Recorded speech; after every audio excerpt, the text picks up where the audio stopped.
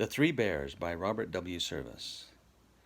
Ma tried to wash her garden slacks, but couldn't get 'em clean, and so she thought she'd soak them in a bucket of benzene. It worked all right. She wrung them out, then wondered what she'd do with all that bucket-load of high explosive residue. She knew that it was dangerous to scatter it around, for Grandpa liked to throw his lighted matches on the ground. And somehow she didn't dare to pour it down the kitchen sink. And what the heck to do with it, poor Ma just couldn't think. Then nature seemed to give a clue, as down the garden lot she spied the edifice that marked a solitary spot. Their place of necessity, their family joy and pride, enshrined in morning glory vine with graded seats inside. Just like that cabin Goldilocks found, occupied by three. Only in this case, B-E-A-R was spelt B-A-R-E.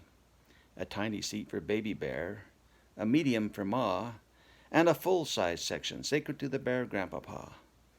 Well, Ma was mighty glad to get that worry off her mind, so hefting up that bucket so combustibly inclined, she hurried down the garden lot to that refuge so discreet, and dumped the liquid menace safely through the center seat.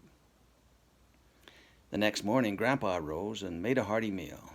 He sniffed the air and said, "By gosh, how full of beans I feel. Darn if I ain't as fresh as paint. My joy will be complete with just a quiet session on me usual morning seat. To smoke me pipe and meditate and maybe write a poem, for that's when bits of rhyme gets a jiggin' in me dome."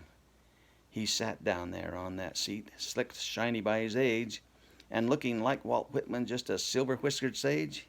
He filled his corncob to the brim and tapped it snugly down, then chuckled. "Of a perfect day, I reckon this the crown." He lit the weed. It soothed his need, it was so soft and sweet. And then he dropped a lighted match clean through the middle seat.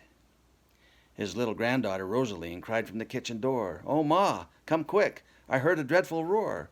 Oh, Ma, I see a sheet of flame. It's rising high and higher. Oh, Mamma dear, I greatly fear our comfort cot's caught fire." Poor Ma was thrilled with horror at them words of Rosaline. She thought of Grandpa's matches and that bucket of benzene.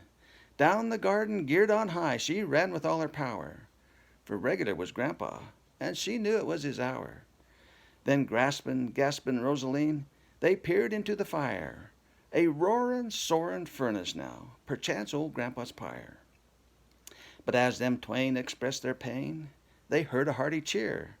Behold, the old rapscallion is squattin' in a duck pond near.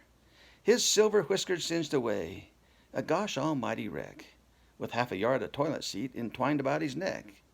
He cried, "Say, folks, did you hear the big blowout I made? It scared me stiff. Hope you uns was not too much afraid.